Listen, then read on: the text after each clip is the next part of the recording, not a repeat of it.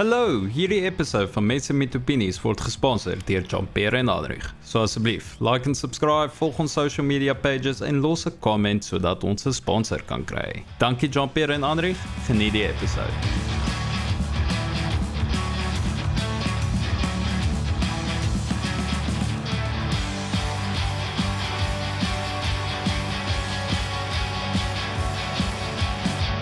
Yo, JP Jokepants, wat sê jy? She. Welkom terug by Mense met Opinies. Hoe gaan dit daar, Adrich? Sorry, ek mag ek klaar nie, mag op die swaai. Jy kan nie jou intro doen en dan kotsie het met jou. Laat ek net gou die balance hier reg kry, dit. Nee, ek kry my navorsing vir die episode reg. Nee bro, volg jy die GTA stuff? Kan ons net daarmee begin? Volg jy dit enigstens? Wow, dude, vir die laaste segment. Dis nie hoe die show werk nie. Nee, dit is hier luister vir daai shit. So, Grand Theft Auto 6. Realistically, die rede hoekom ons daaroor kan praat en dit nie in die gaming section sit nie, is want Grand Theft Auto 6 gaan realistically die most profitable piece of media in geskiedenis wees. Dit is die produk wat die meeste fucking geld ooit gaan maak. Like, dit is wat mense vermoed. So dis hoe belangrik hierdie game is, net vir like... Het jy jou bet op Kelsey ingesit?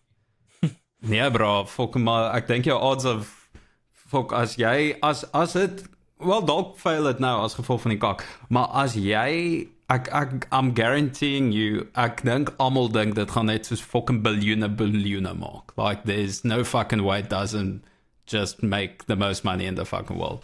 Want die hype om hierdie game is so erg, en die budget om het is so erg, dat daar geen manier is hoe het net soos nie fucking baie geld maak nie. So, die vraag is, gaan het goed wees? Gaan het goed wees, JP? Wel, ons gaan uitvind oor 2 dae. Want, van hulle dit release met die Dead Man Switch. So,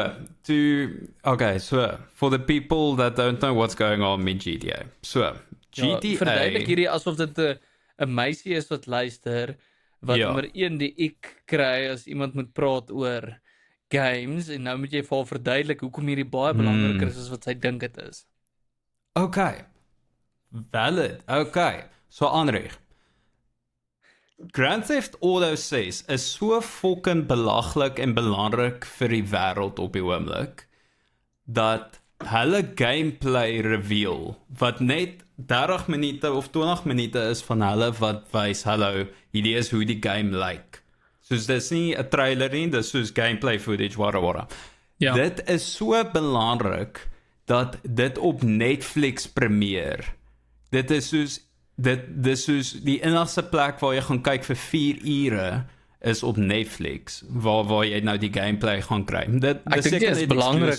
Ek dink nie dit premier op Netflix want is belangrik nie. Ek dink dit premier want hulle is fucking greedy as fuck. Maar dit is 4 ure voor die tyd. Jy kan dit na die tyd op YouTube kry, as jy die exclusive access in die begin soek dan. Ja. Exactly, maar dink net hoe baie fucking geld moes Netflix betaal vir hierdie.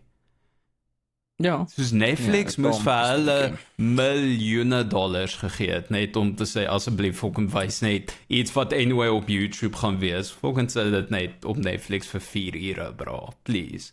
Ja, bang it out. So, dis hoe fucking baie hype daar is, dat soos Netflix miljoene dollars so gee, net om dit te premier vir 4 ure. So, die groot issue wat nou gebeur het is, jy het bietjie die... dis altyd daai civil rights hackers. Hoe kan ek dit stel? Dis hier hackers wat soos... En hierdie case, I don't know. So die hackers het op 'n fucking manier footage gekry van GTA. Van Grand Theft Auto 6. JP, hulle het 'n playable version. Nee, maar dis wat dit nou interessant maak. Dis waar mense nou begin stry. Tot letterlik 'n uur terug is daar update. Maar dis waar mense stry van, okay, soos hulle goed release, probeer almal uitfigure, okay, wanneer het hierdie gebeur, wanneer het hierdie uitgekom? Van mense soos nee, maar hierdie kan 'n ou build wees, van soos 3 jaar terug. cinema. Dis al 3 jaar oud, so die game is al baie anders. Maar dan hoor hulle 'n liedjie van soos Tate McRae of McCraw of wat ook al naam is, wat in 2025 gekom het. Tate McRae. Toe kry hulle 'n liedjie van haar wat in die game is, en dus dit van 2025, so dus mense soos, oh shit, okay, hierdie is meer onlangs as wat jy gedink het, maar dan's mense soos, okay, maar dalk het hulle net footage gekry, nie noodwendig 'n playable build nie. Nee, dan kom hierdie fucking hackers en gebruik die geweer en fucking skiet die muur en dan staan daar hack, you know? So daar's klomp sulke kaks. So nou is dit nie funny wees as hulle net eintlik mense troll en hulle het soos 'n basiese 'n weergawe gebou op hulle eie. So net soos ons het dit wat net sick lyk. Ja. So dit was ook 'n theorie, maar nou kyk almal hoe Rockstar dit hanteer en blykbaar die lawyers fucking gaan mal. Soos blykbaar is dit chaos. Ja, as cease and desist flippin briewe geskryf en whole thing. Ja. En hierdie ou probeer groot gaan. Maar dit wat pretty cool is. Hierdie ou sê hy is teen corporate greed, maar hy self soek geld, anders gaan hy dit release. Bro, dis die bullshit. Hulle soos ja, ons doen nie idee van fuck Rockstar en hulle sleg teenoor hulle werkers en stuff, maar dan met dit wys hulle 'n ad vir hulle crypto fucking rug pool, potential rug pool, het kan 'n rug pool wees, maar dan sê soos ja, koop ons crypto, fuck GTA crypto, en dan gaan hulle seker net fucking miljoene daar ook stel, maar anyway. Ja, ek het gesien die hacker ou, wat is die hacker se naam? Hy het soos 'n coin wat hy ook wil release en dis ja. Ja. Dis eintlik 'n klomp bullshit. Dis ek gaan net sê GTA update. So die update nou is daar het nou nog meer goed gerelease. Wat rarig soos hulle blykbaar 'n hele section gewys. Nee, ek volg net die nuus, maar daar's soos 'n section waar daar soos baie nudity is en stuff. Soos I don't know. Soos blykbaar is daar soos 'n nudist cult in die game. Daar's 'n spoiler vir GTA, so daar's soos 'n nudist community of iets. Anyway, hulle het dit gewys. Kyk nie die goed nie en dan sê jy soos ja, ek hoor net die woorde. Okay, maar moet dit vir my spoil nie. Ek bly uit dit uit. Sorry, het jy uitgesien vir die reveal van die nudist cult? Wel, net misinformation ek hierso. Maar anyway, so dis blykbaar 'n fok op. En die date switch ding wat jy genoem het is fucking oulik vir my. Waar blykbaar het hulle letterlik elke dag is daar soos 'n upload wat gaan en dan moet een van hulle members moet dit soos cancel, laat dit nie deurgaan nie. So dit beteken as hulle gevang word, gaan dit upload. En dan soos elke dag 'n nuwe weergawe upload tot iemand soos dit actually stop. So dis hulle date man switch. Okay. So ja, ek weet nie, dis nou vir my so fucking interesting, want dis die ding wat potensieel die meeste geld ooit gaan maak, maar nou like die hackers fucking hulle maak nou vet nanas. Ek is met eerlikheid niks gehype vir daai game nie. Hoekom? Sommer. Ek weet nie, dis net soos dit het te lank al, jy weet. Dis nou verby daai punt. Dis daai van ja, ek kan dit nie eens beskryf nie. Ek weet nie wat die vergelyking vir dit sal wees nie, maar dit is net soos fatigue vir dit. Ek's in elk geval nooit so excited nie. Dis 'n real life sim, cool. Maar dit het my net nog nooit gebyt nie. Ek het byvoorbeeld GTA 5 nooit klaar gemaak nie. Elke keer begin ons ek is nee. So right. Ja. Kyk, ek dink die ding van GTA is wat soos ek dink ons gamers, ons fucking filthy dirty gamers is soos excited vir dit, want die sweaty motherfuckers is sien uit daarvoor, want dit is soos half baie belangrik vir die gaming kultuur, is baie belangrik. Dat is net die grootste game van die jaar, you know. Maar dan dink jy ook dan, dis soos ook die Call of Duty effect, waar jy dit soos net elke fucking, soos ons kan nou die goals half wegvat uit die equation, maar soos elke bra wat nog ooit al gegame het, soos fucking any Call of Duty gamer het al GTA gespeel. So jy weet al, as iemand sê ek ken games, dan sê jy soos, okay. Ja. En as dit 'n girl is, dan sê jy soos, okay, wat ken jy? GTA, Call of Duty, dis letterlik wat dit is. Exactly. Dis die een game wat jou ma ken van fucking GTA. Nou. Ja, ma sê so, ja, Grand Theft Auto, ja. Dis 'n fucking sy is deel van die nudist cult, bro. Steek uit. Nee, bro, steek uit. Nee bro, ek weet nie, ek kyk hier altyd hou net dop van, as hierdie ding net soos heeltemal gerelease word, gaan dit soos die grootste upside wees, waar ek, soos dit so baie geld wees, wat net so, of mense sal dit seker nog steeds koop, maar dis nie asof hulle soos die most recent. Dis wat gebeur as jy so lang vat met iets. Ja, so 'n bietjie.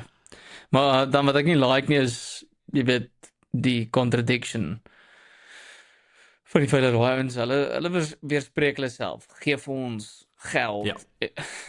Ons is teen corporate greed, maar dit sal mal wees as hulle geld kry en dan maak hulle soos 'n mal donation vir een of ander orphanage. Fuck dude, I highly doubt it. Ja. So hulle het soos 'n hele ding uitgebring gesê ja, hulle hanteer hulle werkers soos kak. Want hulle, ek weet nie of jy het gevolg het nie, maar soos die hele gaming industrie, almal word die altyd gefucking fire. Daar's soos verskriklik baie layoffs oral. Ja, maar daar's 'n rede vir dit. Daar's 'n rede vir dit. Wat? Hulle maak tos games. Nee, dis nie rede nie. Noem ek dink 'n studio wat toegemaak het wat 'n great game gemaak het.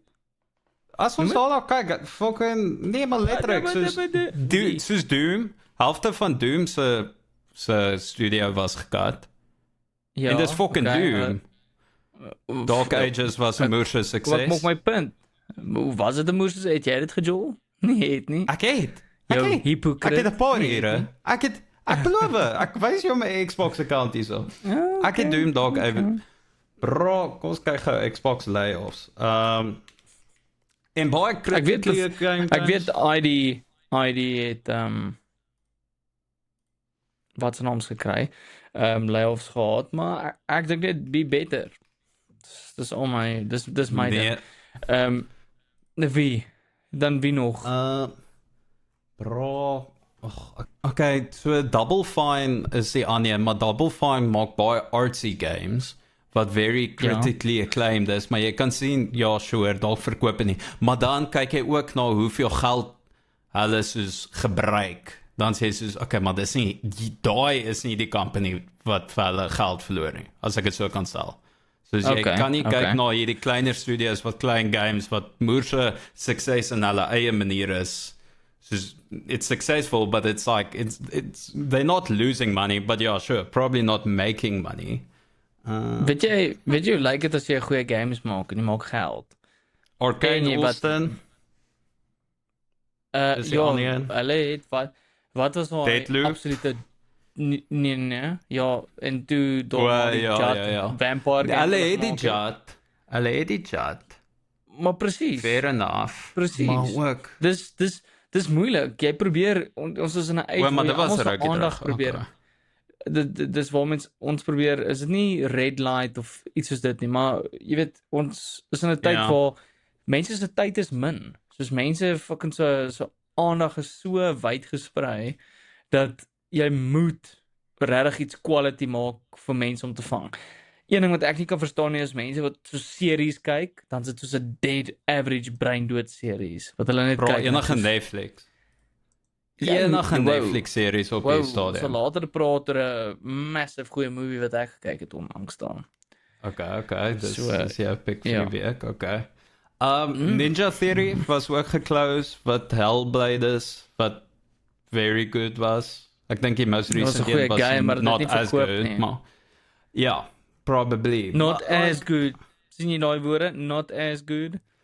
Ja, maar kyk, die issue is dan hoekom fucking, ek dink die groot issue is vir mense wat nie weet nie. Xbox het al hierdie studios in die laaste 10 jaar gekoop. So hoekom the fuck koop hulle al hierdie studios en dan sê hulle nou is ons fucking spyt. Nou met ons hulle. Kyk, die mense die corporate execs is die mense wat nou nie geëet gaan word nie. Maar weer eens, as hulle sê, alright, hier's 'n budget, maak 'n game. Dis jou risk. As jy gaan flippin rondvoel met goed wat mense nie van hou nie, it's at your expense. Die execs het nie altyd soveel inputs as wat mense dink het nie. Op 'n tyd was dit daai live action games. En ek dink as creators moet jy net uitopt en sê, nee, gaan nie dit doen nie. Ons weier. Die company sal op 'n strike gaan. Dit gaan nie goed doen nie. Ja, I don't know. Ek voel ook jy moet nie vir enige industrie, enige creative industrie, jy moet nie net doen wat goed doen nie. Want dan soos GTA is 'n voorbeeld van 'n game wat actually like goed is, wat baie goed doen, maar dan kry jy iets soos Call of Duty wat net 'n klomp jat is. Soos Call of Duty oor die algemeen laaste paar jaar you shut your mouth. Been good. Nee, you shut your mouth. Okay, maar jy speel hulle, maar oor die algemeen dis nie like dis elke jaar dieselfde van en jou Assassin's Creed selfde issue 4 wat uitkom, jy weet. Dink dit is 'n nuke strike en dan wys hy middelvinger en gotta love it, ja. 10 angst, bro. Wat is 4 miljoen lewens nou regtig? Ek wil nie net vinnig pivot nie, maar ek voel ek wil nie wil 'n bietjie terugkom na die goed wat eintlik saak maak en dis eintlik 'n baie ernstige ding wat op my hart weeg. Dis die fucking bokke wat verloor het. Jy reg kyk, JP. Ek het, maar ek het gedrink en toe het ek met iemand gechat. Ek was nie gesyk nie. Ek het Black Label gedrink vir die eerste keer in 'n bietjie. Yes! Ja, dat was, jy weet hoe smooth is 'n Black Label. Ek onthou dit nie so nie. Hy soet, hy soet, hy is, nee, is lekker, hy gaan rustig af. So ek het Black Label gedrink en toe chat ek met iemand en toe draai ek om en toe 30 minute verby gegaan. Maar dit was nie die tweede helfte en toe gee ek 'n volk anyway. Dus ek sê, okay. Fucking chat. Dus ek sê, nee, fuck it, kak. Hoe voel jy daaroor? Nee, wel, daar's 'n statistiek. Jy kan my fact check. Dat wanneer die All Blacks verloor, gaan die domestic violence syfers in New Zealand gaan dit op. Okay, dis dieselfde. Nee, maar dis dieselfde met Engeland. Engeland is bekend vir daarvoor, ja. Engeland maar vir rugby. Nee, vir sokker.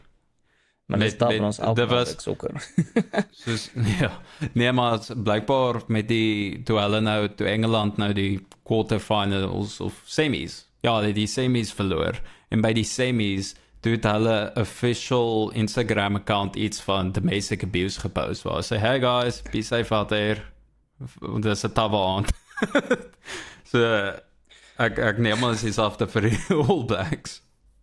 Well, here is the AI overview. Domestic violence rates can rise after major sports matches, including when national teams like the All Blacks lose or experience unexpected defeats. Then, why domestic violence increases after games? Alcohol consumption. Big match days often involve heavy drinking, which lowers inhibitions and increases aggressive behavior. Emotional stress, emotional investment in a team's performance can trigger frustration and abuse when outcomes are disappointing. And on research findings, studies on major sporting events show that unexpected losses or high-stakes games correlate with notable spikes in police call-outs and reported abuse. Ek lag net, want dit is toch baie funny, die aspek daarvan, maar nie die abuse self nie. Die aspek dat span wat agter bal aan hardloop verloor. Jy weet, kom ons gooi 'n paar mense rond. Ja, maar bro, jy kan dink fucking oom Johan gooi sous, drink sy brandebraai. Die mense was regtig highly strang, soos daai hele aand. Ons het daar, so waar Easy Tiger altyd was, dus daar nou Padstal, Hazelwood. Ons het dit daar so gaan kyk, deur die aand. So dit was eintlik, ek het die ou gesien, hy het so skyns oorkant groot ou met so gryserige hare, vol kophare, must be nice. En hy, jy weet, hy's ouer, hy's in sy laat 30s, vroeg 40s. En ek sien so en so, jy weet nou 'n paar gesigte geskoop in die kuierplek en so ek gaan die aand aan en ons het so lank tafel gehad en so deur die aand kom ons so 'n hoed oorgevlieg. Ja. En die hoed kom soos pyl af op Hein en sy verloofde en hy vat toe die hoed en toe sê daai ou wat by ons nou gesien het, kom ons noem hom Houdor Padstal. Houdor Padstal sê toe, dis my hoed. Skus, het hy die figuur van Houdor? Is hy so groot soos Houdor? Ja. Nee, hy's 'n unit. Hy's 'n unit. Kyk wel. Okay, gaan aan. Maar hy's 'n big boy, soos chunky, soos groot en net so hy's 'n unit. Ja, hy's een van daai wat per ongeluk een van jou deck chairs breek as hy op hom sit. Nie as prins nie. Okay. He big. It just is what it is, ja. En hy sê nee, dis my hoed, skus. En hy sê skus, ek het nie gegooi nie. En Hein is toe soos half 'n bietjie gekuier en ook irritated en hy vat hom toe so en hy sê is dit en hy kyk of hy hom so gaan gooi en die ou kyk so en hy sê nee, ek sê mos dit was nie ek nie. Toe Hein sê wat gee ek hom, hè? Hoekom toe sê ek wie die hoed gegooi het? So dit was nie ek nie, sy wie. Toe kyk hy hom weer. Toe is Hein soos toe kalmeer hy, gee die hoed toe vir die ou. Toe kyk die ou so, toe sê hy toe sê Hein maar wat? Toe sê hy nou ontstel, toe sê Hein wat? Ek het nie die hoed gegooi nie. Iemand anders het daai hoed na my toe gegooi, maar ek het nie die hoed gegooi nie. Toe sê die ou soos wat sou gebeur het as jy die hoed gegooi het, hè? En of toe sê hy ook soos wat as dit ek was wat die hoed gegooi het? Toe is so weird tension en ons almal is op ons voete en ons kyk toe net soos asseblief, dis onnodig, daar moenie 'n fight uitbreek nie. En hierdie ou is massive, soos ek dink ten minste soos nie fris nie, net soos weight wise. Ek dink soos as hy moes oor dis nie gewig, ja, 140, 150, as hy oor die tafel moes gryp en hy's amper soos 2 meter. As hy oor die tafel moes gryp, my ribbe sou breek, 100%. My ribbe sou kak. En toe is so tension. Shame, en ek waardeer toe kyk jy so toe sê toe stak hy sy kop so toe sê hy soos weet jy wat boys, almal is regtig ontstel en hy strang na die bokke verloor het. Dit is toe almal soos ja. En toe sê hy soos ek's jammer, ek het geoorreageer en hy soos ek's ook jammer, ja, soos ek's regtig jammer, ek het ook geoorreageer. Hy soos weet jy wat, dis die All Blacks skuld en toe is ons almal soos ja, fuck die All Blacks, ons moet hulle volgende naweek opfok, ons gaan dit op hulle uithaal. Nee, dis die ou fucking net 100% concede soos ja, almal is regtig geïrriteerd, soos dis nie met mekaar nie. Ons moet die All Blacks haat. Ja, maar kom praat hy daaroor, wat die fuck het Hein gedink? Was hy droog? Ja, hy was ook gekuier en so bietjie geïrriteerd. Jy weet, obviously die game en so en dit jou se cortisol spike is ontstel. Ek baie online comments maak nie mention van die ref nie. Ref was absoluut tos. En as hulle nie altyd nie. Bygesê die bokke het nie gecapitalise op die geleenthede. Nee, soos weet jy wat, ek kan partykeer sê soos iemand sê, die ref was tos, dan sê ek soos, okay, wat se call. Maar waar daar 'n duidelike knock-on van flippin, dit was hulle 7 flank se arm was. Net soos gewone spel vroeg in die game, so 21ste, 22ste minuut. Dis duidelik. Dis daarso om te sien. Jy weet as jy die TMO kan 'n flippin high hit optel, maar hulle kan nie 'n duidelike flippin knock-on sien nie. En toe eintlik 2 fases later toe gaan skoor hulle. En dan's mense soos, ja, dis 'n momentum game. Soos en jy breek jou brein as jy die wat as game gaan speel. Wat as dit nie 'n knock-on was nie. Maar die officiating was net tos. Op 'n tyd dan sien ref soos, ek weet nie wat om te blaas nie, skram. As ek soos vir wat? Wat het gebeur? Alleged knock-on. En die home ground advantage is dat SuperSport kan sekere goed wys. Hulle kan sekere passages of play wys en dan doen hulle nie. En dit is maar een van die home advantages. Jy kan dit wys en dan tel die TMO dit dalk of dalk tel die wat se naam dit op die skerm. So, ek wou vra is so 'n manier sal die ref dalk per ongeluk iets sien daarbo en 100% ja, hulle wys partykeer goed en dan reageer die crowd en dan kyk hulle daarna. Dit is, Frankryk is baie bekend vir dit, en is nie unsportsmanlike nie, ek bedoel, as al foul play was al foul play. So ja, ek is maar net 'n bietjie geïrriteerd daaroor, en ja, almal se golden boy, Sasha was Judd, soos ek sê, my boy Mani, ek sien hy is nie vir die naweek by die span ingesluit nie. Enigiemand wat iets wil sê oor my boy Mani, and, you know, at me, pok julle.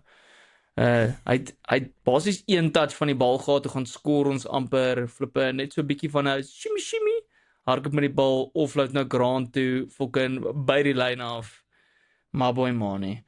Maar anyway, ons sal maar... Ek voel nou fucking sag, ek het die game gecheck, very passively. Feinberg, Joel, hierdie naweek nie. Ek sien Handrey Pollard is bietjie op die bench, wat goed is, die span is basies onveranderd. Ethan Hooker is net in vir Cheslin, maar as hy het gesê, hy sal nog steeds kyk, as Chasey reg is, sal hy dalk uitdraf, en ek sien Sia Kolisi of Paul de Villiers wat vir die Stormers doen. So, hy is bevolk, maar ek sien is hy of Sia, en Ras het gesê dat as Sia begin gaan Paul glad nie in die span wees, so ek dink hulle wil hom dan spaar vir die derde toets, want hy het 'n befokte game gehad, hy het fucking meters gemaak en gejol, so nee, ek is excited, ek sien our boy Grant Williams is ook nie gaan die jol nie, dat vir Kobus ingesit en dan Mornay van 'n berg, ou krappies. So, ons sal maar sien wat hierdie naweek gebeur. Maar ek dink ons het nou 2 topics. Ons volgende week 'n update gee. Ja, nee, ek sal my notas maak, ek sal.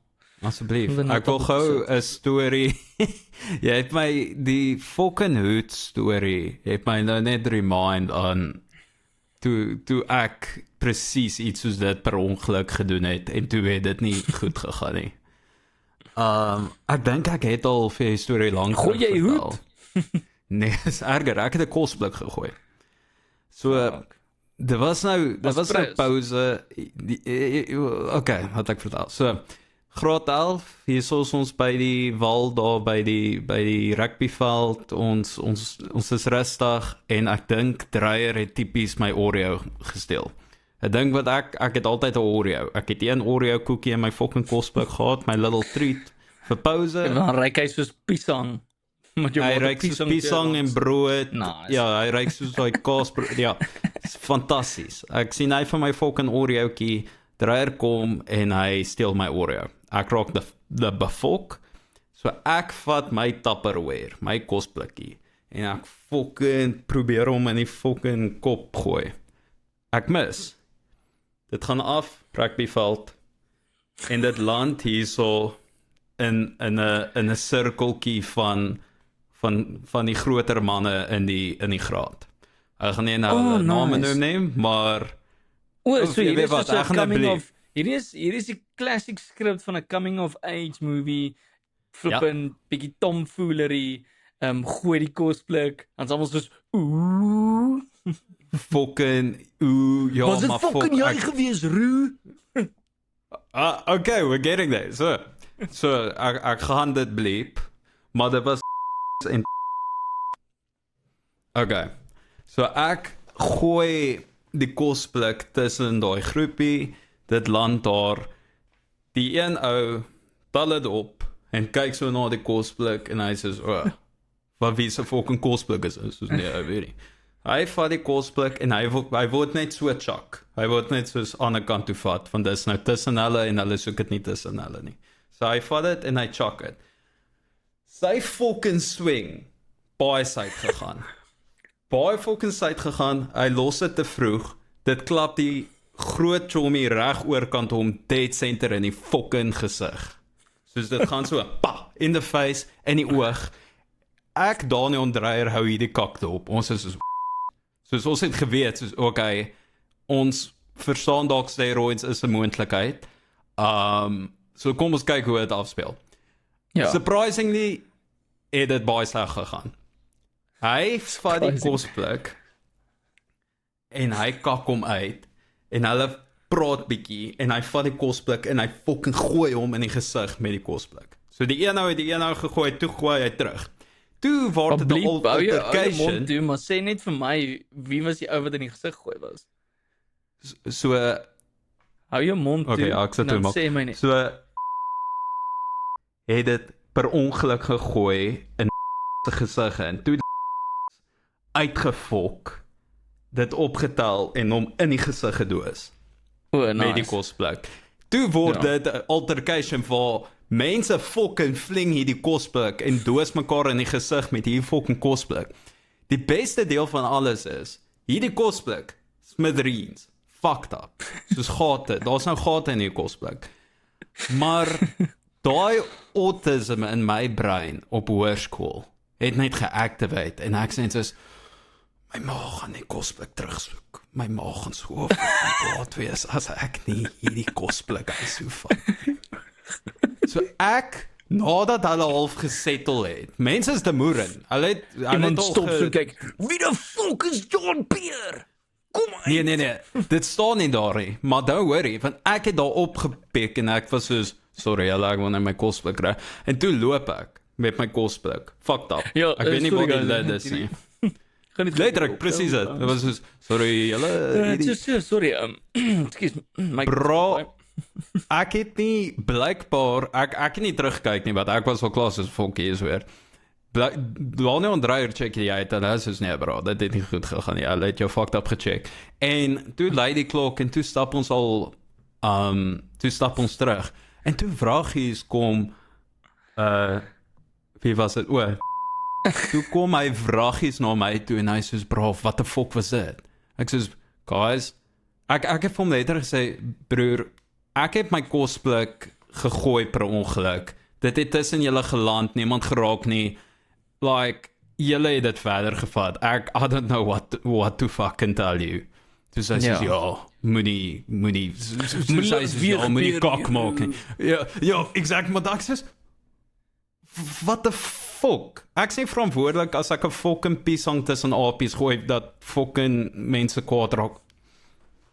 Bro, ek onthou dit so. Piesang tussen apies is erger, dis net 'n kosblik. Ja, hier kosblik, dit was soos 'n neutral object, dit was soos 'n pen tussen apies. En dan wanneer die pen gooi, maar toes. Gaan jy pusbak toe, is daar net soos 2 ominous figure agter jou. Wel. As dit nie die kosblik bra is nie. Bro, Daniel daai kakmos gehad in fucking graad 10, myself the mense, maar anyway. Maar ja, so, bro, daar's iets van 'n object wat in 'n groep land, en as dit net soos op 'n slegte tyd is, dan kan dit so veel kak veroorsaak. Kan mense trigger. Maar ek sal nooit so reageer nie. Soos Hein bou net bietjie uit op iemand, en wat ek net waardeer is beide ouens is soos sorry daaroor, en nee, moenie worry, dit was ek. Jy weet, soos, ja, nee, bokke moes nie verloor nie, nee, hulle moes nie. Ja, bro, die hoed het geval, en dit is in julle geval, en ek's fucking jammer, bro. Ek sê jammer dat dit met julle gebeur. My enigste ding is, ek verstaan nie regtig wat sy kak met dit nie. So, ek neem aan, ek weet nie of jy kan maar sê of jy het wil sê, maar is hy 'n klein fighterkie in 'n bar? Wil hy soos net kak soek om kak te soek? Nee, glad nie. Nee, dit was buite karakter. Dan sê boy. Ja, dit was buite karakter. Fucking random. Nee, maar dit het ook nou nie vir my sin gemaak nie. Ja, nee, dis hoekom, nee, dit is buite karakter. Dis hoekom almal was net soos, chill guys. Wat die All Blacks doen, bro. Ja, fuck die All Blacks. Fuck hulle. Maar so verder, hoe was jou naweek verder? Weet dit nou jy hele naweek opgevok? Hier's 'n baie intense ding. So ek is nou in 'n fantasy, Premier League fantasy draft. Okay. So basies hoe dit werk, dis soos enige vir die wat nog nie in 'n draft was nie, 'n draft is basies waar daar 'n rangorde van die ouens is in die groep, en dan volgens daai rangorde dan kan jy nou jou spelers kies, en dan van bottom to top gaan dit dan weer, dan van top to bottom, en partykeers kom hulle rond. Dan kies jy nou jou spelers. Jou voetbalspan sit jy uit een. So dis, jy kan 11 spelers wat actively speel, dan jy 1 sub goalie, en dan 3 sub spelers. So, ek het my picks 2 weke teruggemaak, toe ek gekuier was in die kroeg, want dis met 'n groep ouens in Nieu-Seeland. So, dis Matt Chummy, my boy, Kevy, Schmeverino, daarso in maar kyk jy die Premier League? Kyk jy ooit die Premier League? Ja, ek doen. Soos casually of volg jy actually 'n span? Ek dink die feit dat daar soos 'n points incentive is met so 'n bietjie van 'n dopamine afskeid dan volg ek. Obviously met die punte en alles en maar hoekom ek dit juist nou moet volg is so elke maand het ons forfeits. En so dit beteken as jy laaste in die groep is daardie maand, dan moet jy 'n forfeit doen. So die een ou het nou sy die groot forfeit gedoen omdat dit nou Premier League het hierdie naweek nou begin. So hy moes sy groot forfeit doen. Want hy was die algehele verlorer verlede jaar. Die forfeit wat hy moes doen is dis 'n triathlon van drink, McDonald's burgertjies eet en hardloop. So hoe dit werk is jy kan kies in eenhede van 12, 18, 24. So hy het dit gedoen. Hy het 24 kilos gedraaf, 24 kilos gedraaf, 12 cheeseburgers geëet van McDonald's en toe 18 biere gedrink. Ja. Dis intens. Ek sou eerder my forfeit wat ek gegee het vir so omdat ons gaan nie rugby kyk by FNB stadion. My forfeit wat ek het en ek het spesifiek gevra vir dit om geallokeer te word nou vir die naweek van September, daai eerste naweek.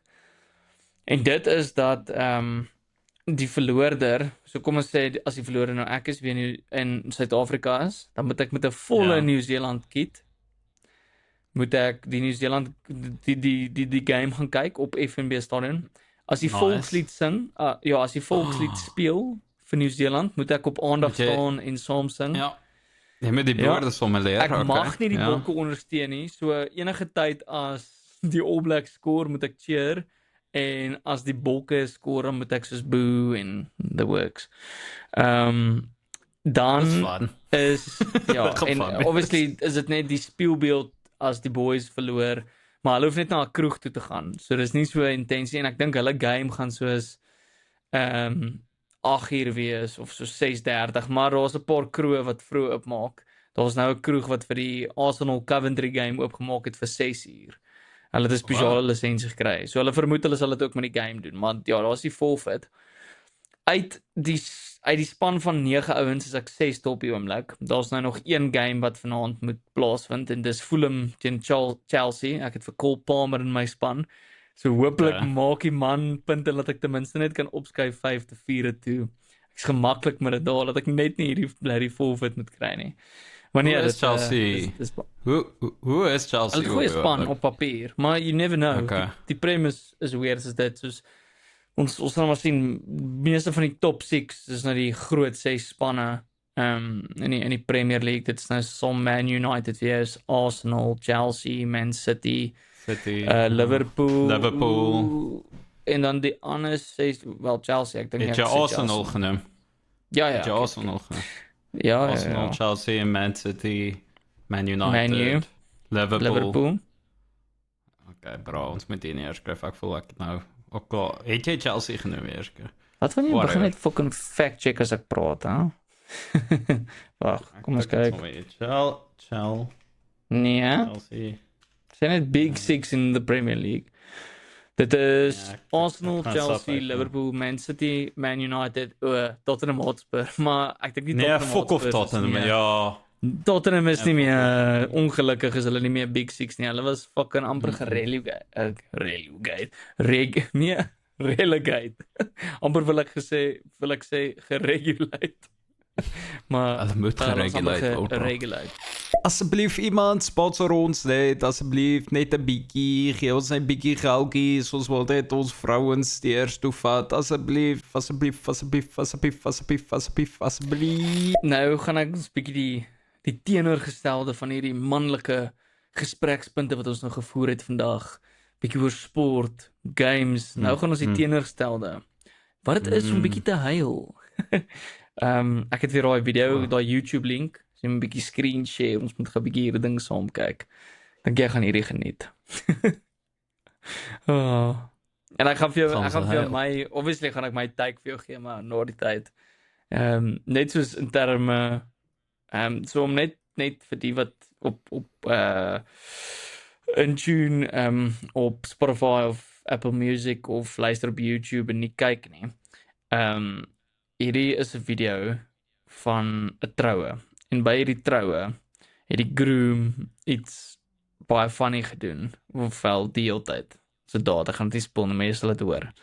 En dan gee hulle nie die verduideliking vir dit. So ek het eintlik maar 'n paar opinies daaroor, maar JP, hit it. His bride is walking down the aisle, and the groom can't stop crying. He's bawling his eyes out. Bride Brandy can't believe what she's seeing. I stopped midway down the aisle just because, like, I seen his face, and I just seen him lose control and just sob. And it was almost like a shock to me because I had never seen him cry like that. Brandy knew it was not just about the emotion of the day. I remember one part of the wedding looking into Billy's eyes and he couldn't stop crying. But, like, I had fear in my eyes. But that wasn't all. The preacher guy looked the same exact way. The family friend performing the wedding ceremony was acting way off too. Brandy thought she was in the Twilight Zone. I had to put the flowers over my face and whisper to him, I'm now pronounce them Mr. and Mrs. Engel, you may kiss the bride. It's like he forgot what to say. Turns out both the groom, Billy Engel, and their friend who was ordained to perform the ceremony had both sipped from the same glass. Are you 100% certain that his drink was spiked? We are 100% sure that his drink was spiked because what was the giveaway? First off, like, the first clue was that he couldn't remember anything. A drug test later confirmed that Billy had consumed Adderall pills, possibly as many as 10, which are used to treat attention deficit disorder. Somebody had spiked his drink. But I just don't really remember nothing about it. For 4 days, I couldn't quit crying. That was it. This was your wedding. Who would do such a thing? Who would drug your husband at your wedding? We kind of ask ourselves the same thing over and over. The newlyweds who live in Richmond, Kentucky, do not believe the guest who did it meant to ruin their wedding, but he did. It was the scariest and heartbreaking moment of my entire life. So, my take op het is, hierdie het soos net heeltemal uitgepoesie, soos kakhard gehuil, en hy was net so emotionally overwhelmed en gestrest, want ek weet nie of jy kon sien in die video, op 'n tyd moes hulle so 'n opvoering doen waarin hulle moes sing en kak. En ek dink hierdie ou was net super gestres. En toe sê hy soos, okay, jy moet nou ophou huil. En hy sê soos, nee, ek kan nie, ek beloof, dis nie ek nie. Ek was gespike. Nee, fuck. Shame. Maar hulle het toe Adderall in sy stelsel gekry. Ja, wel, dalk is hy net 'n habitual Adderall consumer. Wel ja, dit is groot. Maar dit moes so intens wees, soos hy sê, ja, wat was die first warning sign? Ek kon niks onthou nie. Oh, fuck. Oh, fuck, shame. En op die video's, so vir die van julle wat nou nie kan kyk nie, hy huil die hele tyd, soos non-stop. Huil, hulle doen 'n opvoering, hy huil. Dis regtig shame. Ja, en dis intens, dis jou big day. En dit ja, op al die foto's, is hierdie ou trane in sy oë. Op al die video's. Ja. Bro, ek kan nie onthou nie, het jy by jou troue gehuil? Toe sy afstap. Het jy nie? Nee. Ja. Was kort en kort vir jou? Nee, glad nie. Nee, maar ek sou fucking kwaad. Ek het daarom gehuil, dankie vader. Ek was super bly, groot glimlag. Nee. Nee, ek het vir die ding is, maar ek het baie pressure op die huil gesit voor die tyd. Want ons neem baie couples af en dan huil die man, dan maak sy altyd 'n ding daarvan so mooi want hy huil. Ek so fuck. O, regtig, like dit. Toe gaan my hol so. Toe stres ek daaroor. Toe sê ek so shit, ek beter huil. Toe huil ek was so fucking happy, bro. Ek was yes. Fucking huil ek sien die kleur. Ja, dit gaan nie vol sien, bro. Iemand staan agter jou, knyp jou fucked up seën. Ja, fucking boutjie velletjie af. So mooi. Nee, ek het nie gehuil nie, maar dit is nie weer eens het ek 'n taktiese streshuiltjie gevang in die week 100%. Som cool. Bra. O, sy met julle same 'n oomblikie gehad. Nou, ons was beide gestres en toe chat ons net bietjie deur. Nee, maar ek het nie gehuil op die dag nie. Daar was obviously is daar so 'n bietjie baits op die dag, 'n paar goedjies. Een van dit is of die groom gaan huil. Katie ain't ever been about that life. Mama ain't raised no Ja, huil nie sommer. Jy fucking huil net in 'n storie. Nee, jokes, ek is nogal sensadeus daar. Dis juist in ons movie segment ek sal bespreek. It's a good movie geweest. Oh, Gucci. Okay, ek sien uit want ek weet nie van jou nie, maar fuck, ek love it om te huil. Of well, ek hou van om 'n media te huil. Ek weet nie, dis ek wil eintlik hou oor die movie, maar dan is dit eintlik daai opgeboude stres. Ja, is is hy okay? Is hy right? Ja, nee, hy's net I love net hierdie movie. Bro, ek love it om te huil. Ek weet nie of jy dit of ek het sekere flicks en soos games en stuff op my laat huil. Nee, okay. Bro, ek het 'n neiging as daar soos 'n piece of media is wat my laat huil. So ek teruggaan en jy weet daai lightning in a bottle probeer terugkry. En dan gaan ek en kyk ek sekere scenes. Ek het sekere flicks vir dit. Die een is soos La La Land se einde. Ek hou van daai liedjie en dit laat my net fucking huil. Die einde van God of War. Kyk nie. Bro, well, ek weet nie, as jy nie van 'n musical hou nie, gaan jy dit seker nie like nie, honestly. It's not for everyone. I can fuck with the musical. It's cool. Oh, wait. Do High School Musical. Die einde is nice. Dat ding kan brok, bro. Nee, ek sê High School Musical fan. She's really good. Het jy al iets gehoor van die Peter Pan story? Did I grow up experiencing a childhood on the planet Earth? Ek ken fucking Peter Pan, jou fokvel. Nee, okay, well, let's get into, laat ek net vir jou vinnig 'n storie vertel. So, is Epstein, Peter Pan en Neverland is waartoe hy die kindertjies gevat het? Nee, is nie so, there's a literal Peter Pan. Okay, so, by Disneyland. Elaborate. Disneyland, ek dink al die Disney World is in Amerika, Disneyland, soos wat ek verstaan. Ook Amerika. Is Disneyland ook in Amerika? Sure. So, daar's een in Los Angeles. Daar's baie. Okay. So, Tokyo, en ek dink daar's 'n hele paar op die oomblik. Maar die groot een is in Atlanta. Orlando. Is die big boy. Florida. Fuck. So, Orlando, Florida is Disney World, dis die big boy. Yes, maar dan het Amerika een in Los Angeles, naby Hollywood. Naby Hollywood is al nog 'n Disneyland. Die City of Angels en dis die City of Fallen Actors. So, daar's baie actors daar. En pedophiles. So, wat baie van die actors in Los Angeles doen is, hulle kry nie werk nie. So dan 'n opsie wat hulle het is, hulle word character actors by Disneyland. Ja. So wat dit behels is, jy is letterlik 'n fucking, jy is cinema in hierdie case Peter Pan. Hulle sê jy's 'n klein maar mannetjie. Wag, ek dink ek het vinnig iets gesien. Is hierdie van die vrou wat die Peter Pan karakter stalk? Ja. Okay, great. Jy het wel van gehoor. Okay. Great.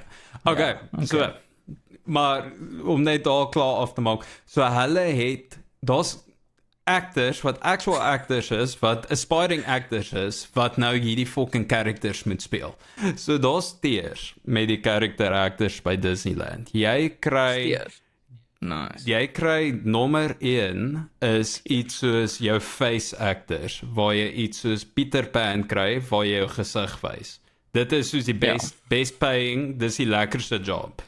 Dan gaan jy af, dan kry jy 'n costume. As jy fugly is, dan jy soos, get a fucking mask on that bitch. Jy's ugly, jy's bietjie chubby, hulle sê vir jou, okay, klim in die fucking Pluto costume, jy's die fucking Monsters Inc. brother. Hulle fucking gooi oral in. En dan gaan jy af, dan is jy handlering whatever. So die voordeel van die Peter Pan en die face actors is omdat jy nie in 'n full costume is, Neverland te vat. Is want jy kry nie 'n handler nie. So al hierdie chommies in hulle costumes en stuff het 'n handler wat by hulle rondloop. Dis soos 'n brasie wat net hulle soos vashou en soos mense al weghou as mense weird raak.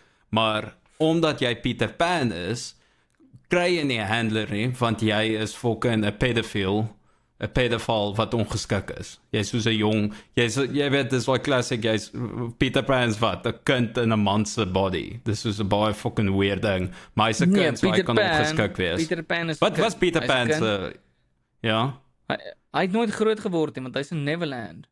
Sammy, wow. Ja, there we go. Maar hy is soos 'n groot, hy's soos 'n man. Of soos 'n klein. Hy is soos 'n tiener. Hy's 'n kind. Hy is. Ek dink hy's soos 13. Hy's soos double die fucking size van al die kinders en Wendy en al daai motherfuckers. Dude, het jy al 'n 13-jarige gesien teen soos 'n 10-jarige? Fucking massive difference. Hy's 13. Ja, okay. Ja, fuck. Okay, fair enough. But either way, asseblief fact check, maar either way, Peter Pan's a fucking weird character. Dis 'n weird character, maar goeie excuses, hy kan ongeskik wees. Peter Pan is a boy who wouldn't grow up, so he has no fixed chronological age. In J.M. Barrie's original stories, he is a young child who still has all his baby teeth. Fucking hell, that's scary. Which suggests he is physically around 7 to 12 years. Motherfucker, as jy die Disney kyk, hy is not baby teeth size, you know? Kom kinders.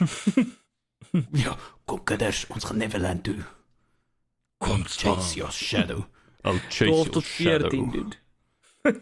Okay. Nonnie. Okay. Sorry, okay. Nonnie? Ja.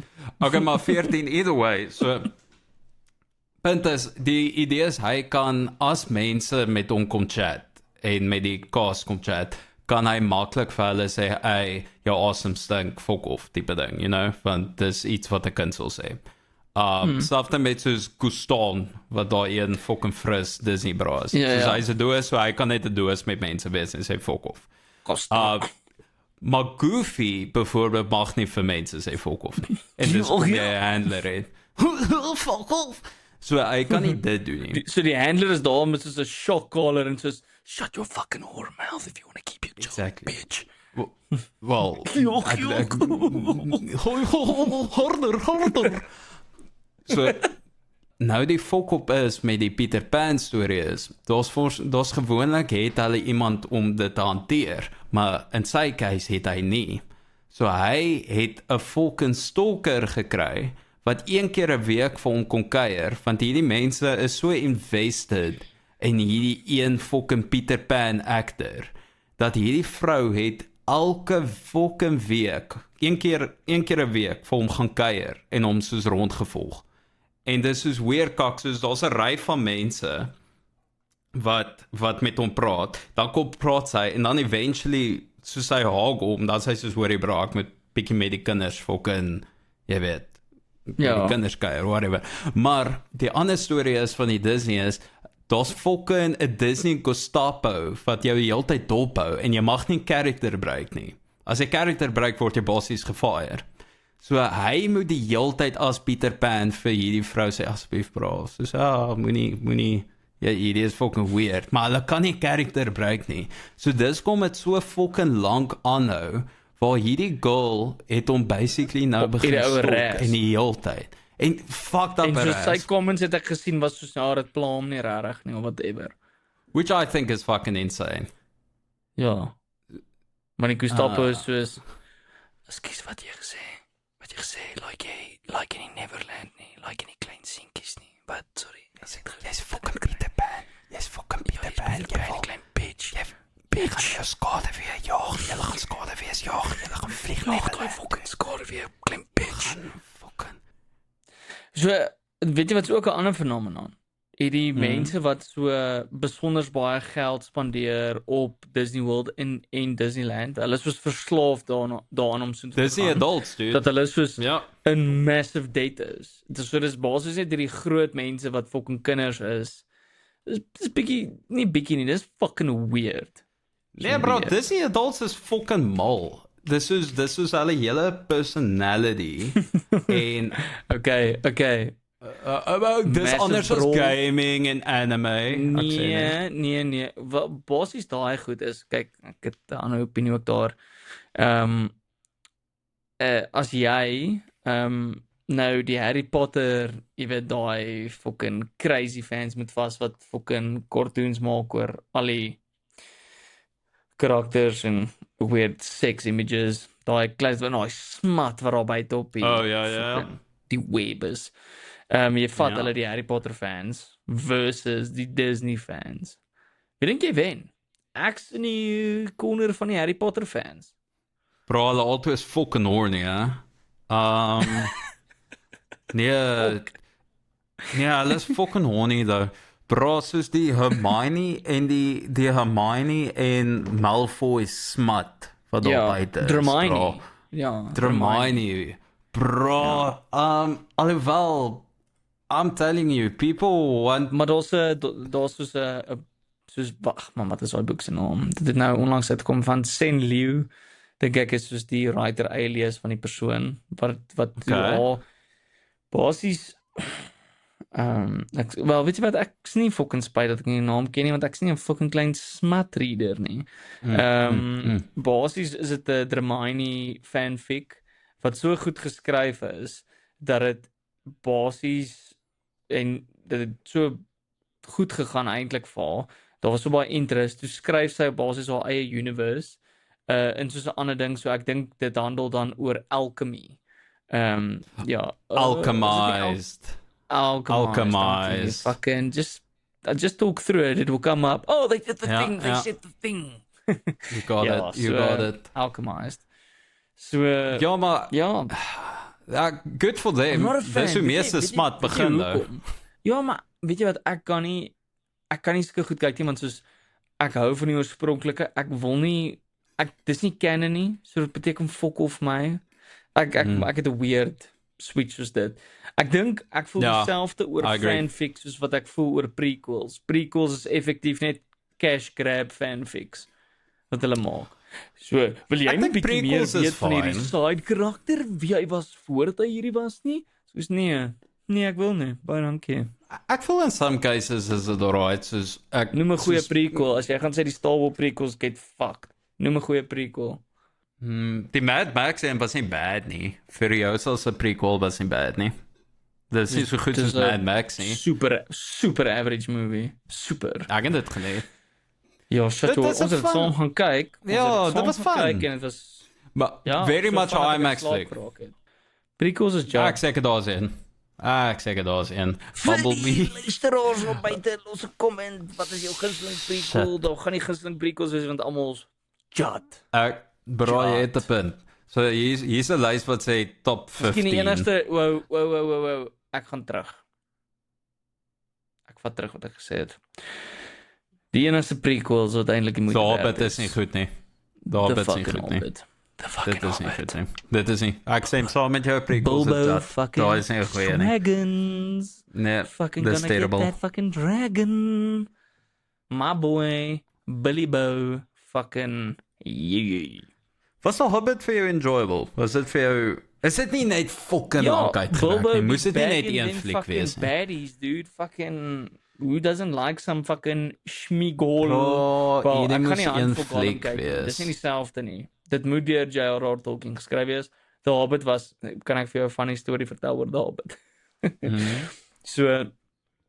Die derde movie is nogal intens. Soos... Daar's nogal 'n kill-off van karakters. En dis daai waar dit spesifiek gebeur is daai gedeelte waar daar so 'n watchtower is en dan gaan die dwarfs so toe en van daar af escalate dan gaan 'n paar mense dood en so. En Courtney sit so en sy sê, "Weet jy wat like ek van The Hobbit? Is dat niemand doodgaan in hierdie movies nie. Dit laat my reg net goed voel." En ek sê, "Dude, het jy hierdie movie gekyk?" Sy sê, "Ek het dit al gekyk." Ek sê, "Okay, geniet dit." 4 dwarfs wat dood is later. Sy sê, "Ja, hierdie, ek kan dit nie onthou nie. Ek dink ek het dit getrauma blok." Toe sy soos moes hartseer huil aan die einde. So nee, ek het dit. Hoe het jy dit gekyk? Het jy 1, 2 en 3 na mekaar gekyk? So ek het elkeen in IMAX gaan kyk en toe het ek ook met Courtney Love. Marathon al gedoen. Ja, ek het dit al gedoen. So my ding is, ek dink is minder powerful as jy nie dit marathon nie. As jy 2 jaar wag vir elke fliek, dan sê jy ek weet nie. Dit was vir my so, ek het dit geniet, maar ek kan niks onthou daarvan. Ek kan nie onthou dat ek daar gesit het en gedink het, dit was fucking pret nie, you know? Ja, nee, ek het dit geniet. Dit was, sien as 'n prequel, kyk, en as jy niks anders in die hoed kan gooi, dis wat ek daar buite sit, daar was fok anders wat goed is nie. Ek dink Return of the Sith, nommer 3, Star Wars, van die Sith, soos vir lekker meal, is dit, wat sit in die, MCU, die kitchen verse. Sorry, ek was nou so die mekaar, ek soos, wat the fuck? Okay, ek vang wat jy sê, it's a pun. Ja. Nee bro, nommer 3 was goed, en dan Rogue One was ook pretty good.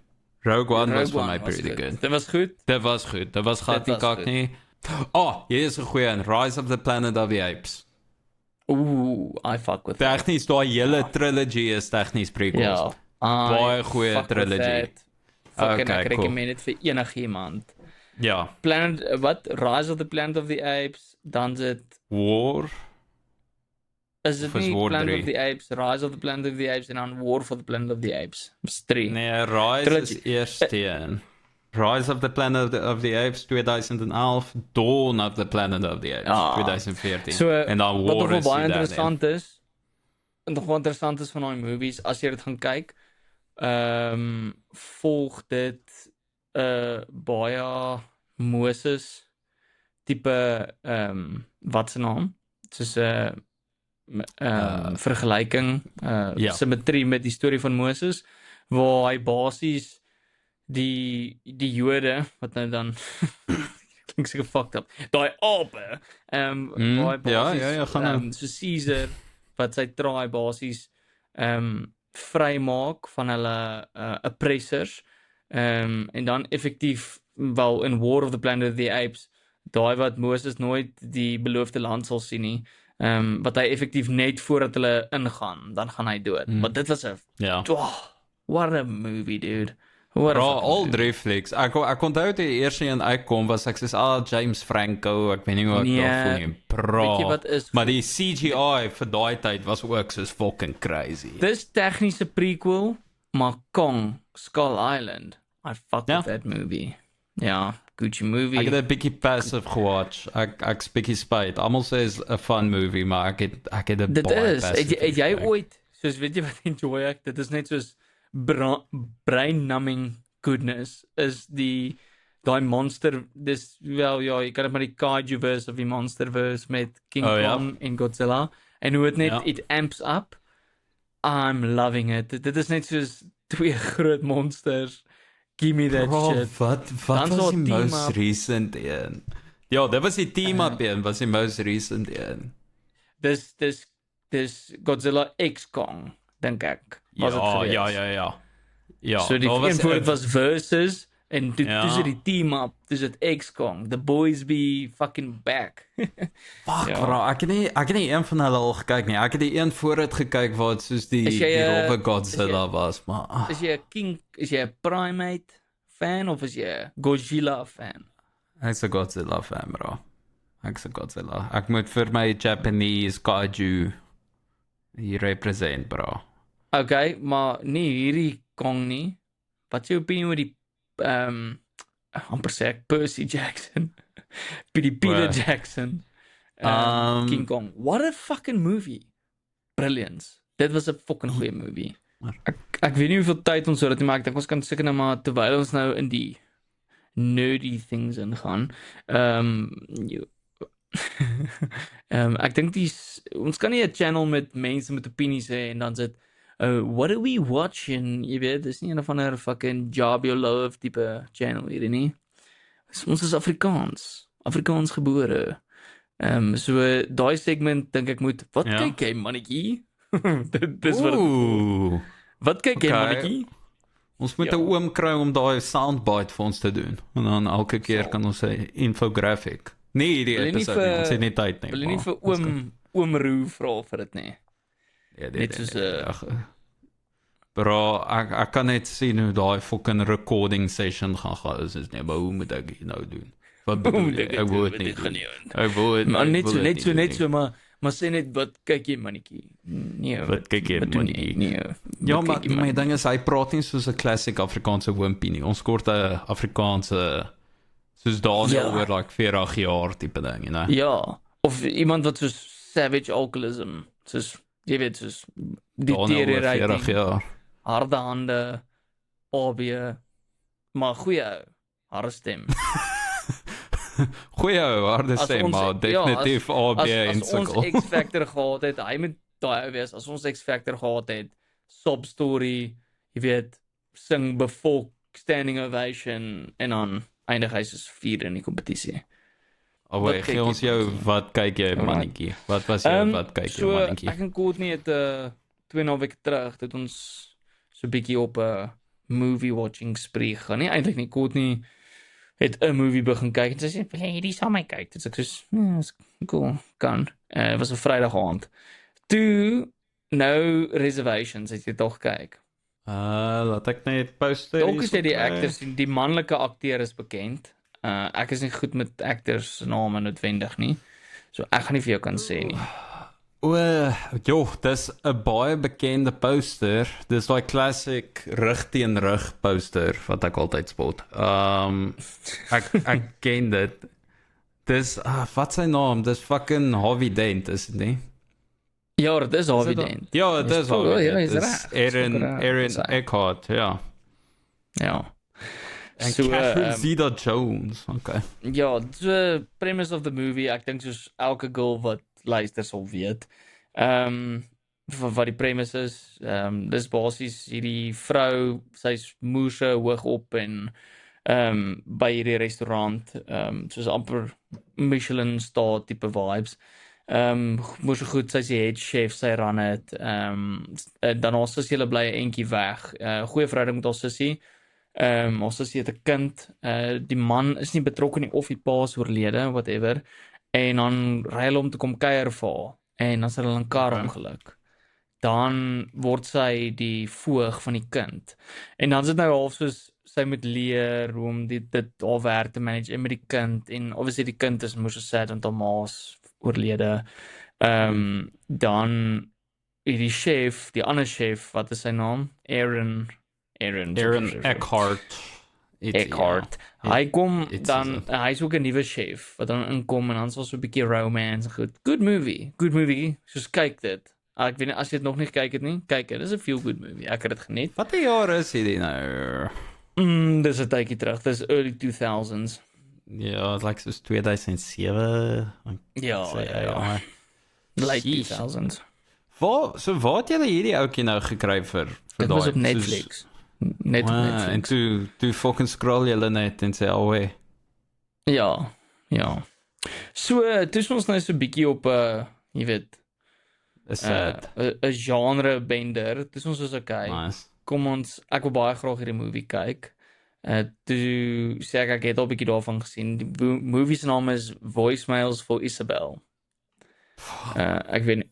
Ja, ek het Marek, ek het dit weet wat, hierdie was 'n fliek wat Marek begin kyk het. Ja. Ek kan nie onthou, ek het wel gesê, ons kan die storie kyk, ek kan op my foon chill, en sy kan dit kyk, whatever.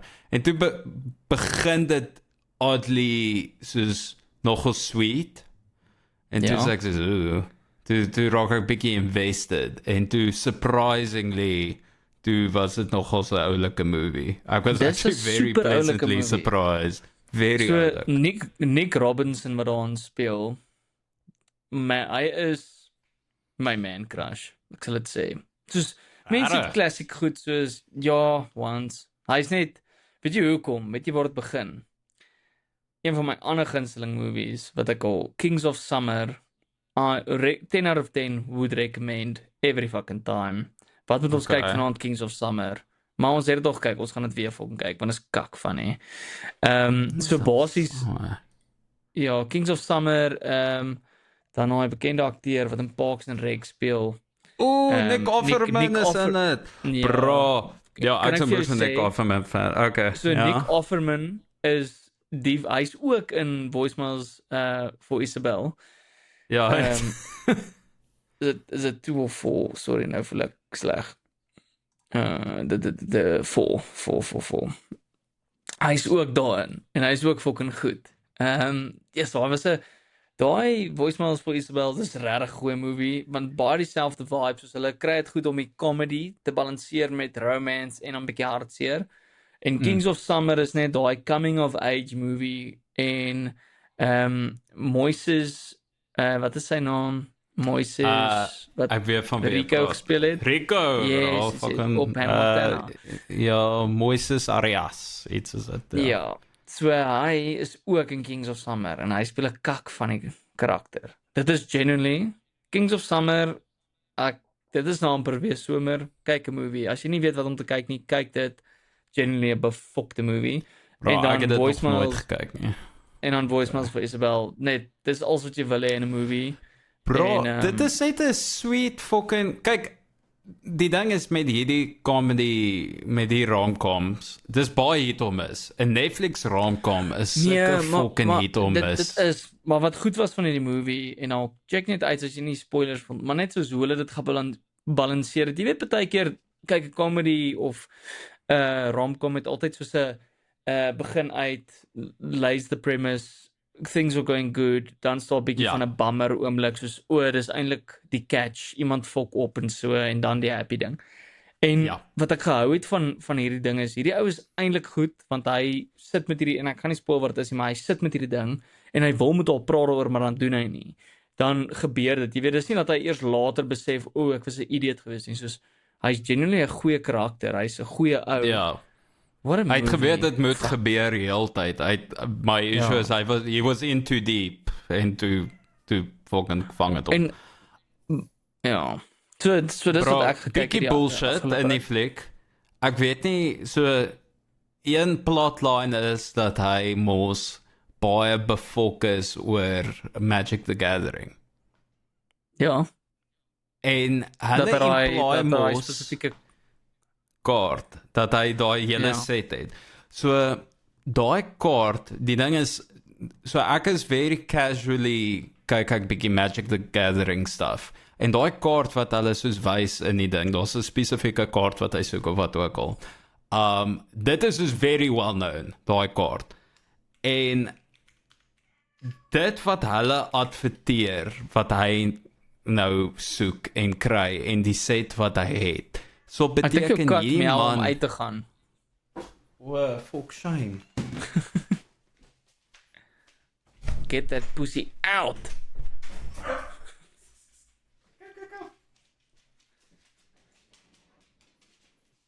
There's no fucking nice molestie so. Hond is in die kantoor. Nie eens gepraat van Lassie en die kat nie. Cost anywhere from $400,000 tot, soos dit hang af voor die grading is dit nie? Maar as high as 3 million. Ja. So dan, daar sulke kak vir ek sê, okay broer. Jy sê vir my, jy het 'n paar miljoen dollar se fucking, want hy het soos 'n PSA 9 tipe ding gehad, soos hy het soos 'n highly graded weergawe van hierdie soort of the card gekry. En dan sê hy vir my, nee, hierdie bra het oor die $10 miljoen se Magic the Gathering kaarte. $10 miljoen, hoeveel? Soos hy maak bank in die movie. Soos hulle justify dit. Dis nie asof hy hierdie... Nee. Andrew, jy kan bank maak, maar as jy 10 miljoen rand se huis het jy nie 100 miljoen rand se fucking Magic the Gathering kaarte nie. It's not fucking possible. Net, want hy is aantreklik. He gets the girl. En hy is 'n beter collector van Magic the Gathering kaarte as jy. Jy kan dit nie aanvaar nie. Bro, ek probeer nie eers nie, want ek kan dit nie bekostig nie. Okay, hierso het hulle, dis 'n 9.5. Ja. Verduidelik dit vir die mense, 9.5 wat op die Richterskaal. Okay, so 8.5. So vir die mense wat nie weet nie, want JP wil nie het nie. as jy 'n kaart collector is, daar is sekere instansies wat dit kan gradeer vir jou en die beter grade wat jy kry, dit gaan van 1 tot 10. Hoe beter jou grade, hoe meer skaars is jou kaart, en dan is die kans dat jy meer kan kry beter. So 8.5 is average. So maak sin dat ja, is nie so. Ja, ag man, nog steeds. Dit is ook 'n PSA en dan PSA is die grading company. So as iemand praat van 'n PSA 10 byvoorbeeld wat Logan Paul het met daai Pikachu's, dit is soos dis fucking skaars, dis one of a kind amper basies of soos daar's 5 kaarte in die wêreld daarvan. Maar daar is net een kaart waarvan daar net een is in Magic the Gathering. En Toasties Malone besit daardie kaart. Weet jy wat die kaart is, JP? The One Ring. Damn straight, the one fucking ring. En wie the One Ring gehad? Bilbo Shaggins. Bilbo Shaggins. Weet jy, het jy gesê hoeveel prequel trilogy ooit is? Het jy gehoor hoeveel daai One Ring gekos het? Wat hy gekoop het? Ek dink hy het dit soos vir $4 miljoen gekoop, ja. That makes sense, checks out. Wat gekry. $4 million. En toe, actually last week, toe was hy by 'n event, soos 'n Magic the Gathering YouTube channel. En toe, as 'n fucking flex, toe bring hy sy $4 miljoen kaart. En hy sê letterlik soos, I play the One Ring. The maar One Ring. Maar in 'n boksie en stuff. Maar hy soos, nee bro, ek moet uit die boksie hou. Maar letterlik almal soos, nee, hou het in die fucking boksie, is jy doosmal. Ons het nie insurance om daai fucking ding te cover nie. Maar nee, hy soos, nee bro, hy moet dit speel. My $4 miljoen fucking cardboard moet ek hierso nou fucking en is mal bro, dis net 'n klein kaart. Dit is so klassiek is een van daai goed wat mense jaag die pryse op vir dit, maar ek dink is so met enigiets, soos die waarde wat mense daaraan heg, maar dis 'n kaart bro. Daai ding kan niks vir jou in jou lewe doen nie. Maar is cool. En dis die enigste een wat bestaan. Weet jy wat so cool? Bankruptcy. Nie vir postbeleid. In 'n divorce. Hy het 'n $4 miljoen kaart wat hy net kan verkoop vir $5 miljoen. Bekostig, maar dis die probleem wat baie mense ook het, is dat soos hierdie influencers of hierdie celebrities neem hierdie goed oor wat daar communities nog al die jare voor was en soos mense het gegraafd om hulle nerd badges te kry. Nou is die mense soos, oh nee, ek het fucking geld, so let me in your class. Fuck jou, jy het ons geboelie op skool, dude. Fuck off. Logan Paul kry ons baie kak daarvoor, want hy het Pokémon opgefok. Want hy het soos die kruis begin waar almal Pokémon koop en nou is al scalpers en nou is dit doos onmoontlik om Pokémon kaarte te koop. Nou is die vraag, wat kyk jy, mannetjie? Okay, my beard.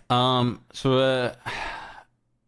ons het House of the Dragon klaar gemaak en ek gaan nie te veel daaroor praat nie, maar want dit is nie eers eintlik my pick nie, ons het season 3 klaar gemaak, very good. As jy nie van season 2 gehou het nie, maar van season 1 dan so jy happy wees. Hierdie is soos very, a lot happening. Season 3 is baie like faster paced. Okay. Wat jy praat van series, sorry, een wat ek ook nog gekyk het is Reacher. Season 4. Is ons al op season 4? Ja. Soos Big Boy, alive. Amazon, ja. Fucking massieve man. Is het Ellen Richardson? Ja, iets is het. Ja. Fucking huge mannetjie. Wat sy neighbor gebruik. Is nie Alan Rickman nie. Ek weet nie of very well. En hoe was Reacher season 4? Actually, laat ek vir jou vra, want ek het season 1 gekyk en ek het dit geniet. Ek dink ek het dit geniet soos as 'n casual ding, you know, this is very cheesy, very machismo, fucking big boy. Season 1 is goed. Season 1 is goed, season 2 is alright. Season 3 was baie goed, ek het dit geniet. En season 4 is goed sover, maar ek dink die golden thread wat hulle deur al strek is, Reacher is 'n fucking slet. Hy hoor die altyd en rond. Ja, maar jy is so like hy. Red, well, fucking Dax, ja, once. Bro, hulle wil ons sê, hy moet die DCU Batman wees. O, rarig. As sy features pas glad nie, gaan hy sy hare swart daai. Well, hulle, ja, I'm guessing. Hulle wil net hy moet fucking Dax wees is al. Hulle gee nie so om kon sien die my res emo met hy. Pattinson Batman nie. Ek love emo Nee, Pattinson maar Batman. onthou hy sê in DCU nie. Something in the way. Pattinson is sy Ja. eie baba. Hy is sy eie universe. Hy gaan nie Hy is join nie geïnclude nie. Which I think is stupid, but ek fucking like Pattinson. Ja, so House of the Dragons pretty good. Gaan kyk dit. Ons hoef nie eintlik daar te chat nie. Ons kan bietjie daar chat as jy het gekyk het, want dis nogal saam. Ek het baie soos een kak om- episode gekyk en toe zone ek bietjie uit, so ek moet nou maar net ek wag gewoonlik maar laat daai goed aan my heeltemal uit is en dan kyk ek dit. So, Ja, gaan check dit nou, hy's nou klaar. bietjie lekker anime. Ek weet jy's nie 'n fan van Bleach nie, maar dis nou amper die conclusion van die anime. En hulle het gekook met hierdie 1000 Year Blood War arc wat hulle gecover het.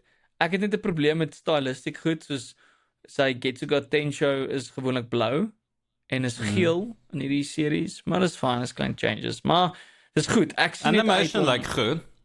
Ja, ek sien uit om alles weer van begin af voor te kyk. Regtig ek doen. Dis goed. Dis goed. Enrich. ook. Ek kon dit ek het dit geniet vir lank en toe kom daar die groot fucking die filler arcs wat net ja, maar as jy dit skip, maar soos ja, maar dan verloor jy konteks. Dan sal sulke klein kak mannetjies wat rondhardloop en so. Is nie. Jy kan gaan kyk wat die filler episodes.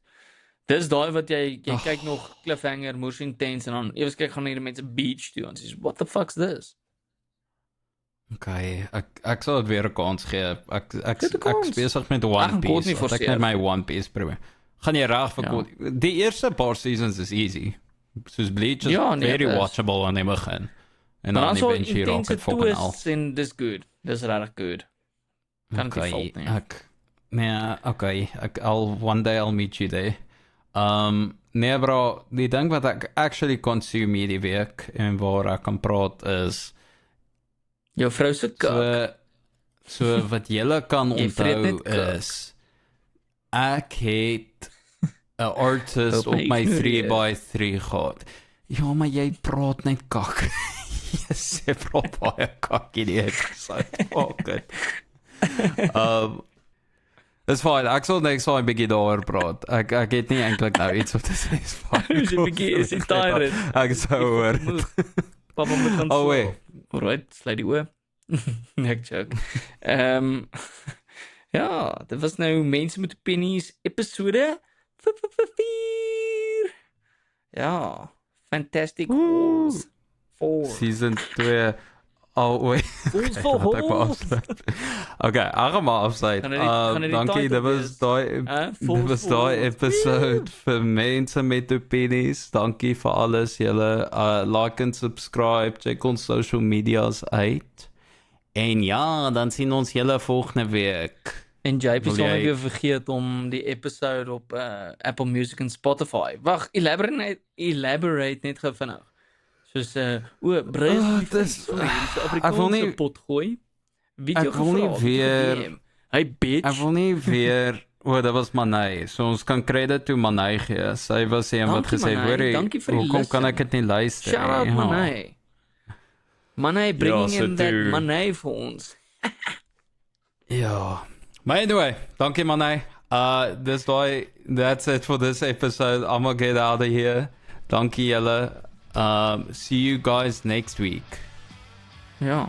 Bye. Ja, stuur groete vir julle ma's. Stuur groete vir jou ouers. Bye.